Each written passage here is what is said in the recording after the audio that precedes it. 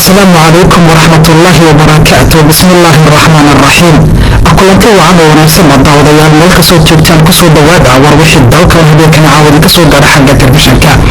ودبدا يبدا كون وركن حقا تلفزيونكا waxaa kamid ah madaxweynaha jamhuuriyadda Jabuuti gudoomiyaha golaha xukuumadda mudane Ismaaciil Cumar Gelayo maanta baadiliyay munaasabada guddoonsiga shahaadooyinka qaran difaacidda dowladda ka qalin jabiyay jaamacadda Jabuuti munaasabada heshiis aan ku salaysan dhismaha xagga warshada korontada iyo hirgelinta mashruuca lagu shaqeynayo biyaha badda ayaa maanta lagu qabtay madaxtooyada dalka wasaaradda qalabinta ee Jabuuti waxaa maanta lagu qabtay munaasabada heshiis oo ku aadan maareynta iyo horumarka shirkadda dabada xadiidka ee CBA ee Jabuuti safaradaha Jabuuti ay ku leedahay magaalada Addis Ababa iyo Jidda ayaa laga qaban qabiyay xaflado lagu maamuusayo soo dejinta Jabuuti intaasi waa warkii oo kooban haatan isagii oo dhan warkii dalka iyadoo horumar uu ka yahay madaxweynaha jamhuuriyadda Jabuuti gudoomiyaha golaha xukuumadda mudane Ismaaciil Cumar Gelayo waxaa maanta lagu qabtay guriga ummadda ee caasimadda Jabuuti munaasabada lagu guddoonsiyo shahaadooyinka qaran difaacidda dowladda ka qalin jabiyay jaamacadda Jabuuti madaxweynaha jamhuuriyadda Jabuuti gudoomiyaha golaha xukuumadda mudane Ismaaciil Cumar Gelayo markii soo gaaray guriga ummadda ee caasimadda Jabuuti waxaa halkaasi ku soo dhaweeyay ra'iisul wasaaraha dalka Dilayta Maxamed Dilayta wasiirka waxbarashada iyo tacliinta sare Cabdi Ibraahim Cabsiye iyo maamulaha jaamacadda Jabuuti Aydin Aadan Geedi munaasabadaasi waxaa ka qayb qaadatay marwada koobaad ee dalka ahna gudoomiyaha ururka xarunta haweenka Jabuuti Marwo Khadra Maxamed Xayd ra'iisul wasaaraha dalka Dilayta Maxamed Dilayta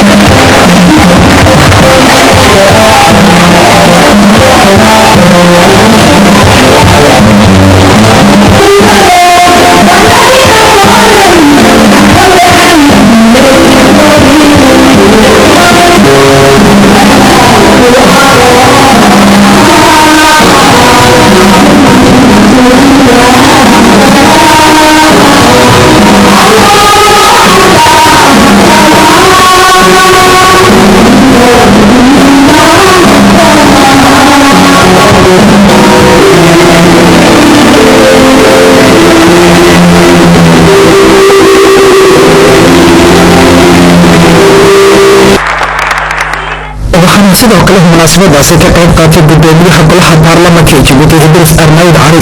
xubno ka tirsan xukuumadda baarlamaanka danjirayaasha wadamada shisheeye u jooga Jabuuti mas'uuliyiin aragti military iyo waliba ardayda difaadan oo lagu magacaabay difaaddii Cabdi Ismaaciil Cabdi oo kamid ah Allah u naxariistay waxa uu kamid ahaa macallimiintii jaamacadda Jabuuti waxaana ka kooban yihiin difaaddasi 159 ardayda ku haysta shahaadada BTS 193 ayuu ku haystay shahaadada abdeega iyo 290 ayuu ku haystay shahaadada licenska guud ahaan waxa isku noqdeen 480 hadal gaaban oo munaasabadaasi ay ka jeedisay wakiilada ardayda ay qaabilsan waxa iyada u mahadnaqay madaxweynaha dalka waxaana munaasabadaasi heeso ay ugu soo bandhigay arday iyadu ku jira jaamacadda Jabuuti oo gacan ka helay kooxda xarbi ee xooga dalka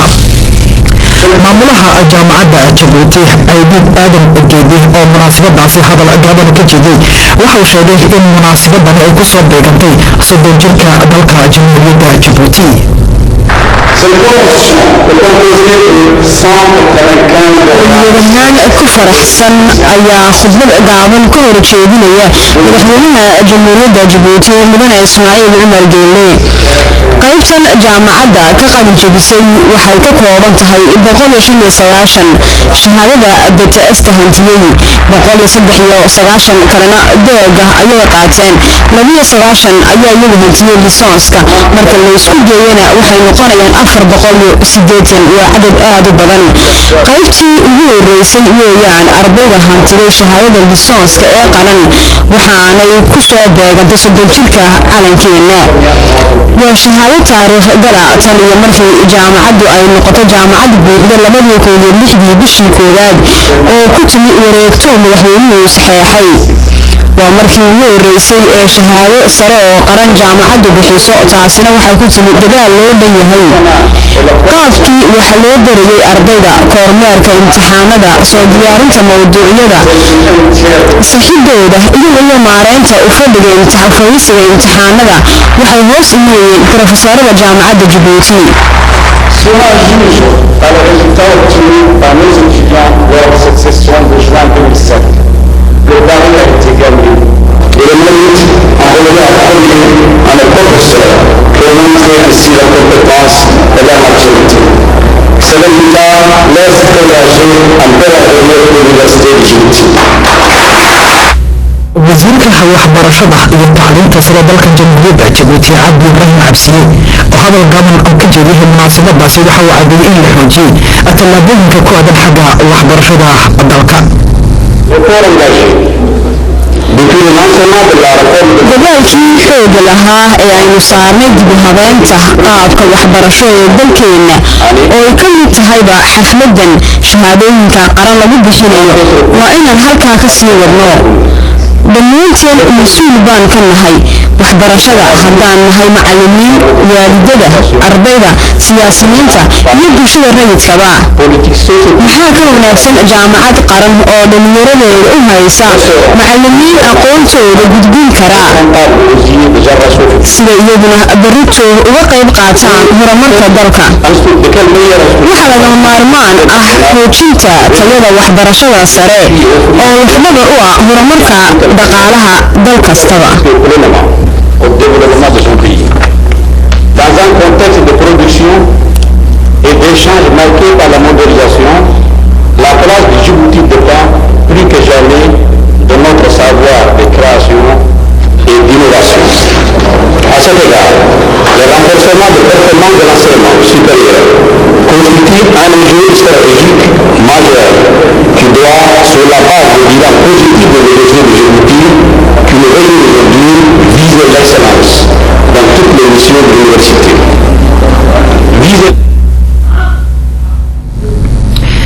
sidoo kale munaasabadaasi waxaa hadal gaaban ka jeediyay madaxweynaha jamhuuriyadda Djibouti gudoomiyaha golaha xukuumadda oo maanta daabihiyay munaasabadaasi waxaana madaxweynuhu u tibaaxay in maanta ay tahay maalin taariikhi ah waxaana uu ku nuxnuxsaday madaxweynuhu waxqabadka iyo tallaabooyinka kala duwan ee ku tallaabsaday xagga horumarka marka la eego waxbarashada wasiirka waxbarashada iyo tacliinta sare dalka jamhuuriyadda Djibouti Cabdi Ibrahim Cabsiye waxaana madaxweynaha dalka wari Je voudrais participer à cet événement. door eray ayaan ka oranayaa halkan aniga oo jeclaystay inaan ka qayb qaato munaasabadan anigoo markaa u mahadnaqaya dadka soo diyaariyey balse waxaan sheegayaa horta sida aan ugu faraxsanahay isla markaana aan ugu bogo xafladan lagu bixinayo shahaadooyinka loo soo dadaalay hawsha dheerna loo soo galay sidii ay ardayda reer Djibouti u hantin lahaayeen natiijooyinkan taas oo ku timi kalsooni iyagu aan isku qabno iyo dadaal loo galay mas-uuliyiin iyo ardayda waxa lama iloobaan ah siday ardaydeeda ugu guntadeen barayaashuba barashada jaamacadan 14 bishan toddobaad ee Juulye waxay noqon doontaa mid taariikh gala waayo waa markii ugu horeysay ay ardaydeenu helaan shahaadada qaran ee loogu magac daray Cabdi Ismaaciil Cabdi oo isagu dhawaan Allaha naxariistay geeriyooday Cabdi Ismaaciil Cabdi waxa uu soo galay dadaal dheer sidii dhalinyarada reer Djibouti ay u heli lahaayeen waxbarasho heer sare ah waxaanu ahaa nin qarsanaa in jaamacadda Djibouti ay horumar gaari doonto dhammaanteen waxaan jecelnahay in maanta xafladan inagala qayb qaato laakiinse waxaan u weydiinaynaa in naxariistiisa geeyo marxuumku waxa uu waqtigiisa siin jiray sidii ay dhalinyarada reer Djibouti wax u baran lahaayeen waxbarasho tayo leh welibana u heli lahaayeen waxaan sidoo kale halkan ka hambalyeynaya mudane Aydiid Aadan Geedi waa gudoomiyaha jaamacadda Djibouti oo isaga la'aantii jaamacadani ayna dhalateen gudoomiyaha dartii ayay jaamacadani ayadeeda ku istaagtay wasaaradda waxbarashada ee Djibouti waxa la ogyahay inay tahay horumarka natiijadan wasiirka waxbarashada Cabdi Ibrahim Cabsiye ayaa isaguna awood dheeriya siiyay jaamacadda sidii ay uga jaan qaadi lahayd jaamacadaha caalamka kale aan xiriirka la leenahay waxaan si weyn u amaanayaa mudane Cabdi Ibrahim Cabsiye oo wasaaraddiisu horumarkan ku tallaabsatay waxaa kaloo hambalyeynaya jaamiciyiinta halkan maanta joogta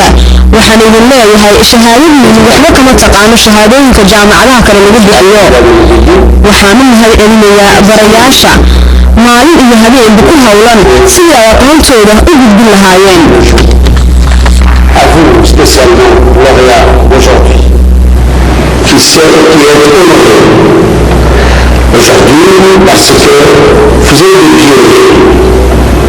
Vous avez eu la chance d'être les premiers lauréats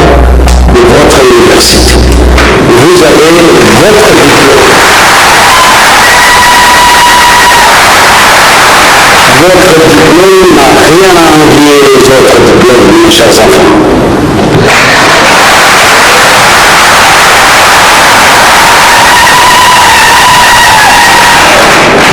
Je voudrais dire un grand merci au corps professoral qui aussi n'a pas ménagé ses efforts. Vive la nation djiboutienne. kadib khudbadaasina madaxweynaha dalka jamhuuriyadda Djibouti mudane Ismaaciil Cumar Geele waxa uu shahaadooyinka qaran u guddoonsiiyey ardayda kaalmaha goor iska soo taagay qaybaha kala duwan ee jaamacadda Djibouti munaasabadii guddoonka shahaadooyinka qaran ee difacadda ugu horeeya ee ka qalinjibiyey jaamacadda Djibouti oo maanta lagu qabtay guriga ummadda caasimada Djibouti waxaa sidoo kale u jooga ka qayb qaatay wasiirka waxbarashada iyo tacliinta sare mudane Cabdi Ibrahim Cabsiye iyo xubnaha garsoorka waxaana sidoo kale madaxweynaha dalka mudane Ismaaciil Cumar Geele oo ugu talagalay bilada loo yaqaan Commando National de Defense de Juan maamulaha jaamacadda Djibouti Aydid Aadan Ogeeni oo soo qayb uga ka qaatay horumarka xagga waxbarashada gaar ahaan jaamacadda Djibouti kadibna waxaana waraysiyo kala duwan aan la yeelanay qaar ka mid ah ardayda iyada la guddoonsiiyey shahaadooyinka qaran ee jaamacadda Djibouti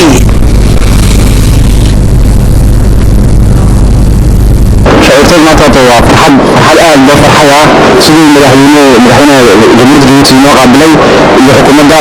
كلابان حاول كنا هذين قياقين سوق الغادي اللي منسر كاسونغا اللي جامعة معلم جامعة ودم مكامات فرحان يفرحسين واحد ما قرنيه waxaan aad farxad iyo shucuurtayda maanta aan daraasanahay in aad iyo aad tahay maadaama aan qaatay shahaadadii ugu horeysay ee maaragtay jaamacadda Djibouti ay bixiso ee muhiimada lisansa marka waxaan aad iyo aad maaragtay halkan maanta aan farxad weyn oo laga soo qayb galay presidentkeenu dambigiisa Allah dhaafo ilaahina xafido inta weyn iyo adigiisa la jiiyo isaga ayaa mudan too horeysa mahad aan u celinayaa gaar ahaan anigu marka horeysa waxaan u mahadnaqayaa ilaahay subxaanahu wa tacaala ila garab galay dadaalkeydii tacliim ahaaneed oo maanta xagga kusoo gabagabeeyey aanan helay shahaadada lisanska qaybta ciliyada langue étrangère appliquée loo yaqaano marka labaad waxaan u mahadnaqayaa labadiida waalid aabbahay iyo hooyaday oo si aad iyo aada habeen iyo daraarba dadkay u dilwaan ugu garab galay sidaan tacliintayda maal iyo muruqba aan halkan u iman lahaa waxaan kaloo mahadnaqayaa dhammaan macallimiintaydii ka koowaad ilaa maanta halkan lisanska soo bartay oon iyagana leeyahay waa mahadsantihiin kulli quruxdan maanta halkan aan joogo iyo quruxdaydan iyagaa iskale baan leeyahay aad baan u faraxsanahay maanta halkan laisku keenay ardaydii qaybta lisanska baagooda tuula looqayaa halkan laisku keenay waxaan maanta u mahadnaqayaa dhammaan madaxweynaha iyo uuridiisa iyo dhammaan xukuumadda kuwaasna waxay ahayn ardaydii iyagoo maanta la guddoonsiiyey shahaadooyinka qaran ee ka mid difcaddii ugu horeysay jaamacadda Djibouti ka qalinjabisay madaxweynaha dalka mudane Ismaaciil Cumar Geele ayaa maanta ku qaabilay guriga madaxtooyada caasimada Djibouti waftiga ka socda dalka kuud oo horkacayo agaasimaha guud ee shirkadda Al Qanuun Mr. Fuad kulankaasi oo ka dhacay guriga madaxtooyada caasimada Jabuuti waxa uu jooga qayb qaatay agaasimaha xafiiska madaxtooyada Ismaaciil Tahi iyo la taliyaha madaxweynaha xagga maalgashiga Fahmi Ahmed Xaaj ka hor intaana uu la kulmin madaxweynaha agaasimaha guud ee shirkadda waxa uu heshiisyo ku aadan amaareynta iyo horumarka shirkadda dabada xadiidka Jabuuti CDA iyo dhismaha xarunta korontada iyo warshada qaabilsan sifaynta la saxiixay wasiirka gaadiidka ee Jabuuti iyo wasiirka arrimaha madaxtooyada ee dalka munaasabada heshiiska ku saleysan dhismaha xagga warshada korontada oo quwadeedu ay dhantahay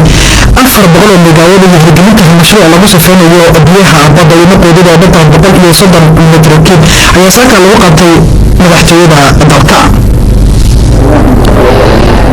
mashaariicdaasi oo dhan waxaa maalgelinaysa oo hirgelin doonta haddii oo dheeraaho kooxda lagu magacaabo fu'aad alaqaniga ee dalka Kuwait waxaana yihiin kuwa la dhigi doono oo oraale qiimahaasina waxaa lagu qadarayaa 600 oo milyan lacagta USD waxaana qayb ka yihiin siyaasadda madaxweynaha dalka ku aadan horumarka dalka heshiiskaasi waxaa qalinka ku duubay wasiirka arrimaha madaxtooyada ee dalka Osman Ahmed Muuse waxaana uu jooga qayb qaatay la taliyaha madaxweynaha Fahmi Al-Xaaj iyo wasiirka xuquuqda iyo taranka xoolaha Cabdulqaadir Kaamil iyo agaasimaha xafiiska madaxweynaha mudane Ismaaciil Taani wasaaradda gaadiidka iyo qalabaynta ee Jabuuti waxaa lagu qabtay munaasabad heshiis oo ku aadan maareynta iyo horumarka shirkadda dabada xadiidka ee CDA waxaana heshiisyadaasi qalinka ku kala duubay wasiirka qalabaynta iyo gaadiidka ee Jabuuti Ismaaciil Ibrahim Maxamed iyo dhigiisa dalka Itoobiya Jumhuuriyadda Isado waxaana sidoo kale joogay ka qayb qaatay agaasimaha guud ee shirkadda Al-Ghanim mashruucaasi qaybta hore hawaamada ku saleysan maareynta iyo weliba dayactirka ee dib lagu hagaajinayo shirkadda CDA dabada xadiidka qaybta labaadna waa mid lagu dhigi doono khadka xagga korontada isla markaasi dib lagu isboonaysiin doono shirkadda dabada xadiidka ee CDA waxaana lagu qabtay munaasabadaasi wasaaradda gaadiidka iyo qalabaynta ee dalka Jamhuuriyadda Jabuuti oo maanta labada wasiir ay qalinka ku kala duubteen heshiisyadaasi kala duwan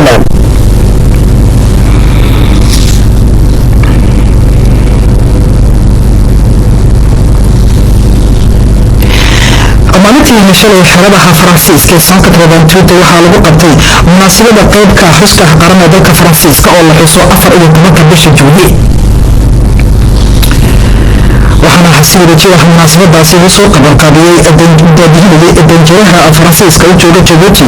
Dominique Deschamps iyo taliyaha ciidamada Faransiiska ee fadhiga Jabuuti General Michel Aoun waxaana ka qayb qaatay ra'iisul wasaaraha dalka Abdullah Mohamed Dileita taliyaha ciidamada difaaca General Zakaria Sheikh Ibrahim danjirayaasha wadamada shisheeye u jooga Jabuuti intii munaasabadaasi ay socotay waxa biladaha loogu talay xubno ka tirsan ciidamada Faransiiska ee fadhiga dalka Jamhuuriyadda Jabuuti danjiraha dowladda Faransiiska u jooga Jabuuti Monsieur Dominique Deschamps oo hadal gaaban ka jeediyay munaasabadaasi waxaa marka ugu horeysa xus wanaagsan ugu jeediyay shacbiga Faransiiska iyo ahaanba meesha doonaan joogaan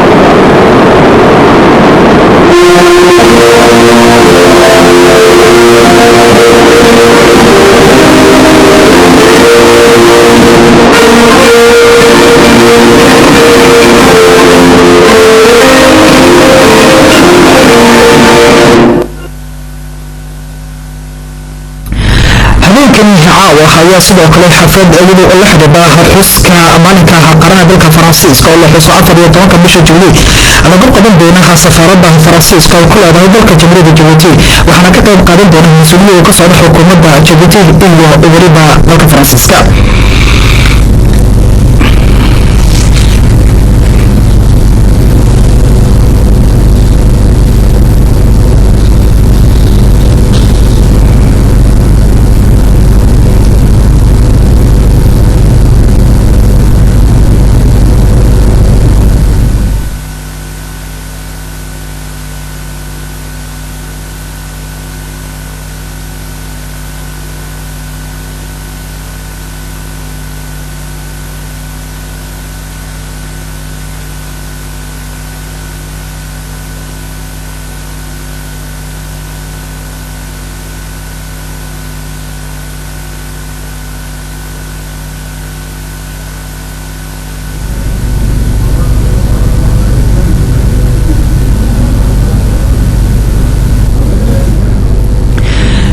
madaxweynaha dalka jamhuuriyadda Jabuuti mudane Ismaaciil Cumar Geele ayaa dambal tahniyadaha u diray madaxweynaha dalka Faransiiska Nicolas Sarkozy waxaana madaxweyne dambalkiisa ku yiri madaxweyne farxad gaar ah ayay ii tahay in xuska awgeed aan kuu soo diro dambal tahniyada anigoo ku hadlaya magaca shacbiga reer Jabuuti ka xukuumadda iyo weliba keeda gaarka maalinkani waa maalin taariikhi ah oo ka turjumaya xorriyadda iyo weliba dimuqraadiyadda sidaad ogsoon tahay madaxweyne labada dal waxa ay wadaagaan xiriir joogta xiriirkaasina waa mid taariikhi ah dhinaca kale madaxweyne waxaan ku rajaynahay sidii aan usii xoojin lahaa cilaaqaadka saaxiibtinimo iyo iskaashiga u dhexeeya labada dal danjiraha Jabuuti u jooga magaalada Addis Ababa mudane Ibrahim Maxamed Kamil ayaa qabanqaabiyey xaflad lagu maamuusayo soddon jirka dalka Jabuuti xafladaasina waxaa ka soo qayb qaatay wakiilo ka socda xukuumadda dalka Itoobiya danjirayaasha wadamada shisheeye u jooga magaalada Addis Ababa iyo wakiilo ka socda laamaha caalamiga iyo weliba wakiilo ka socda bulshada rayidka reer Jabuuti iyo weliba Soomaaliya gudaha caasimadda Addis Ababa dalka Itoobiya hadal gaaban oo munaasabadaasi ka jeediyey danjiraha Jabuuti u jooga magaalada Addis Ababa mudane Ibrahim Maxamed Kamil waxaa marka ugu horeysa mahadnaq u jeediyey shacbiga ka soo qayb qaatay xafladaasi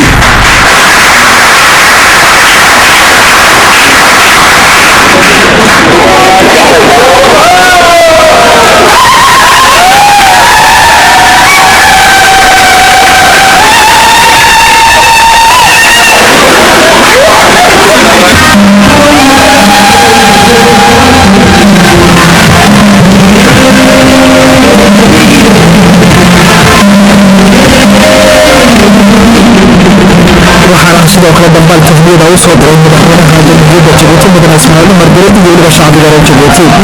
waxaana xafladaasi heeso iyagoo ku soo bandhigay fanaaniin reer Jabuuti oo iyaga lagu marti qaaday inay ka qayb qaataan xafladda lagu maamuusayo soddon jirka Jabuuti lagu qabtay magaalada Addis Ababa dalka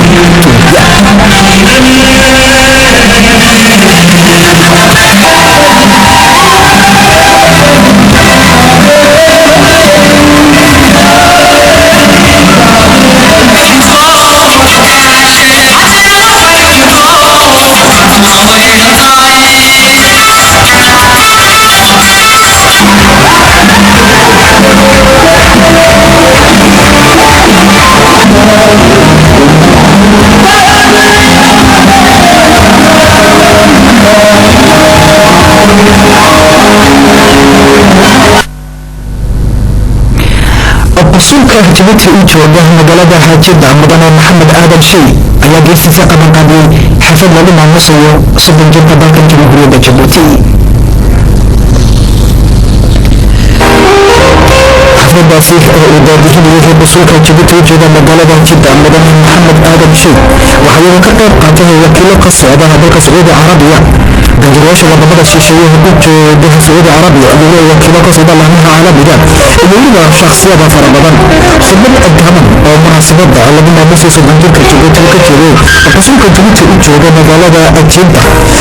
mudane Maxamed Aadan Shay waxaa isagu marka ugu horeysa soo dhaweyn wacan oo wanaagsan uu fidiyey marti sharaf weli ka soo qayb qaatay xafladda lagu maamuusayo soddon jirka Jabuuti waxaana sidoo kale dambal tahniyada oo soo diray madaxweynaha dalka jamhuuriyadda Jabuuti gudoomiyaha golaha xukuumadda mudane Ismaaciil Cumar Geele xuska soddon jirka Jabuuti oo geeda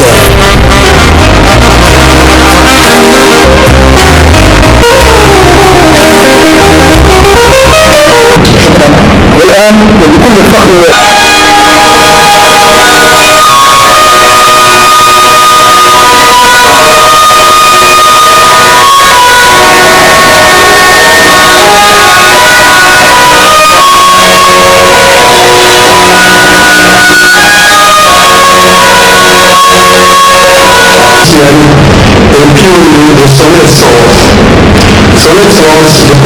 إسماعيل عمر جيلي بنفسه الجميلة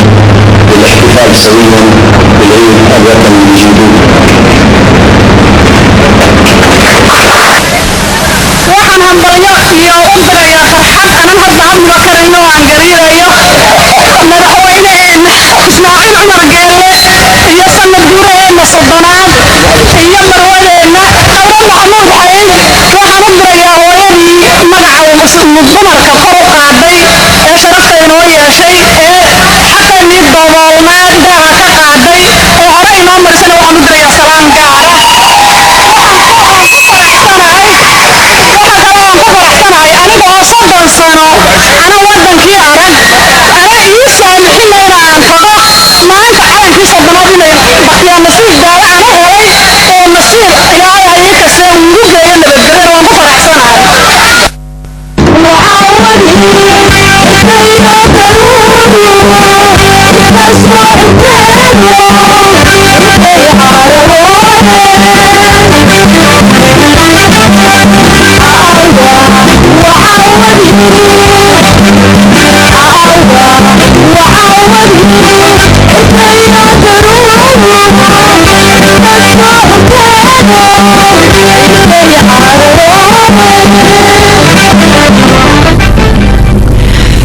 shirkii ugu horeeyay ee guddiga haqaaminsan soo xirka korontada Djibouti iyo Ethiopia ayaa maanta lagu qabtay caasimadda Addis Ababa ee dalka Ethiopia.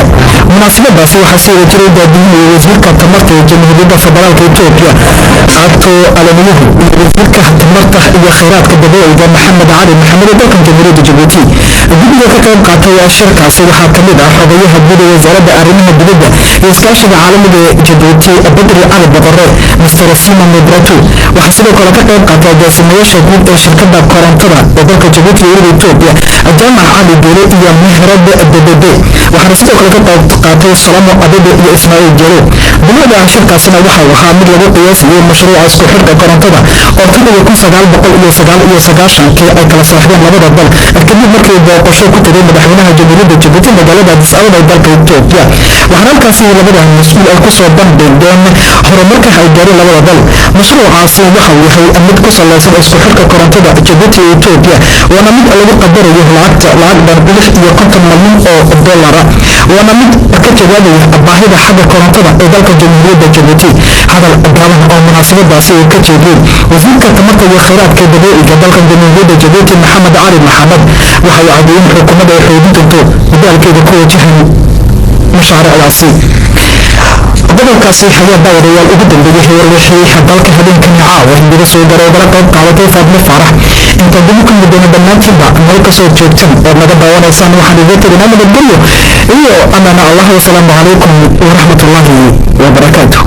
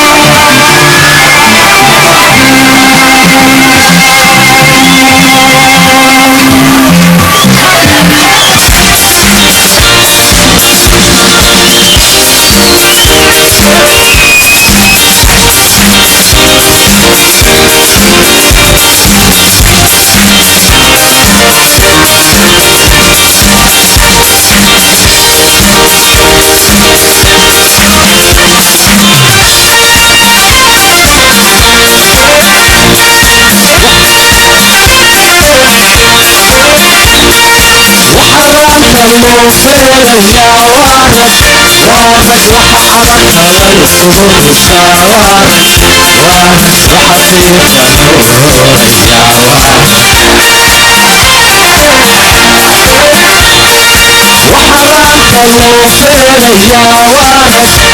waxa adag la isugu xushaa waana waxa qiiqa loo roorayaa waana